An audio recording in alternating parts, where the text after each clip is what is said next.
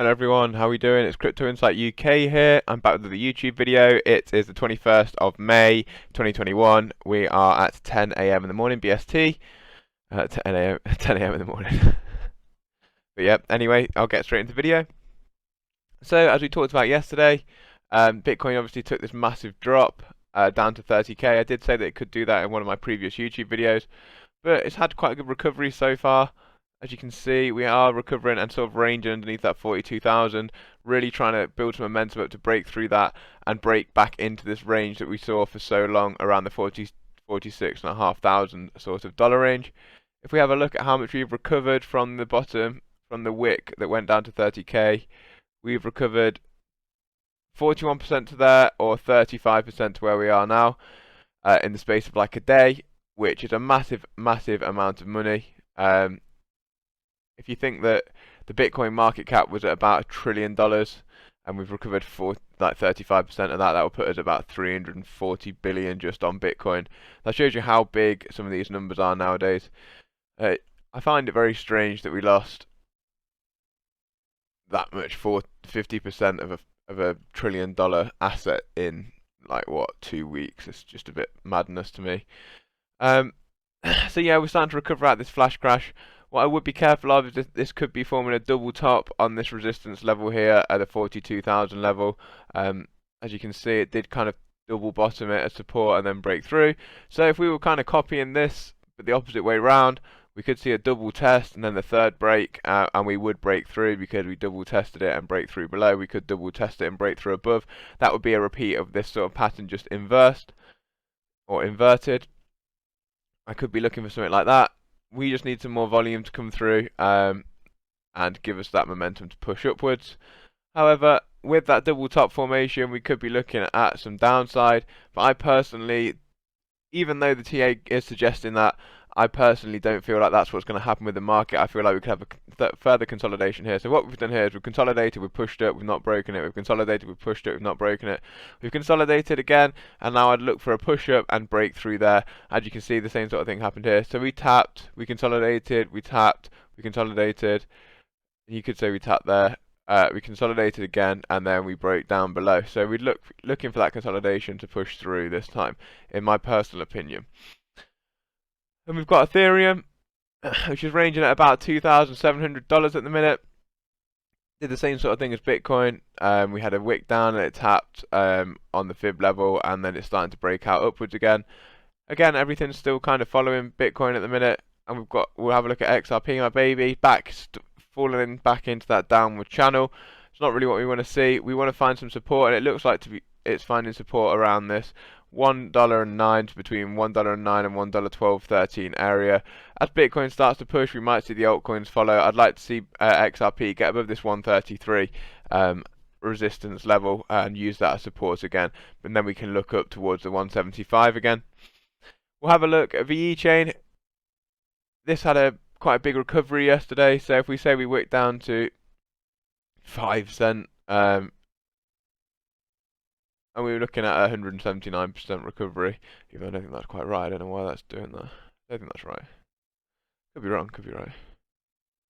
Yep, it looks like 177% recovery, which is pretty mad if you think about anyone who managed to get in down here. But not many people will have managed to do that because the decentralized exchanges all blooming, which aren't decentralized obviously because they're all companies, all managed to block everyone's trades apart from the fact that the price still started to rise, so their over-the-counter sales still went through and the institutions still got looked after, which is nice to see.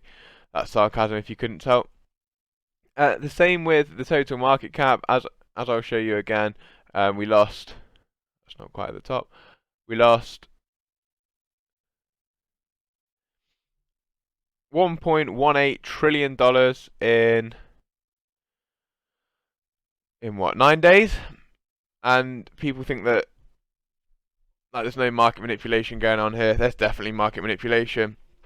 And also, I don't think it's just the institutions. I think it's a snowball effect of a lot of things. So the institutions dump, the whales dump, all at the same time, and we also see then retail investors get shook out because they get scared, and I understand why. If you've never been in the market before, it's scary to watch 50% of your portfolio disappear in the space of like a week. But even more than that, this is even more scary to watch 36% of it disappear within, well, it says 14 hours, but I've scrolled a bit far to the right, so I'd say like 10 hours.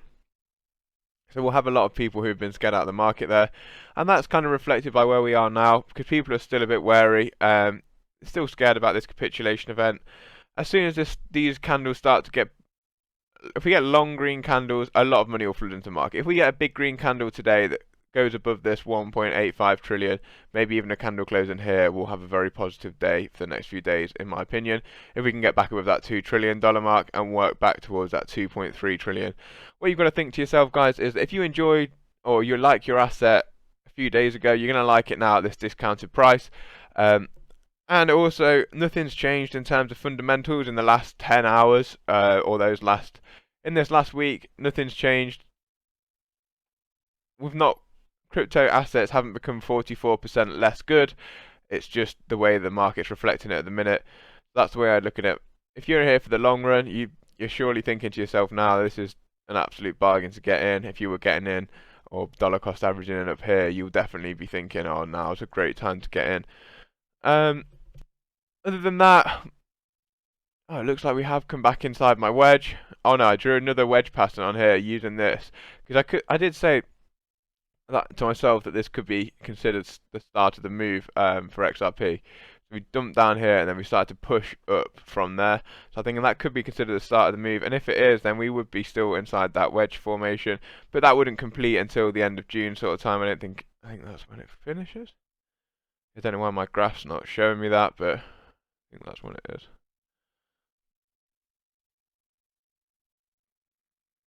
I'll get on the daily. Sorry, give me 1 second. Yeah, if you look, this finishes at the 27th of June. But I don't think that looks like a bad pattern. It's like a test on. We've come down. There is a little gap still to here. So there is a potential that we could gap down to about the 76 cent.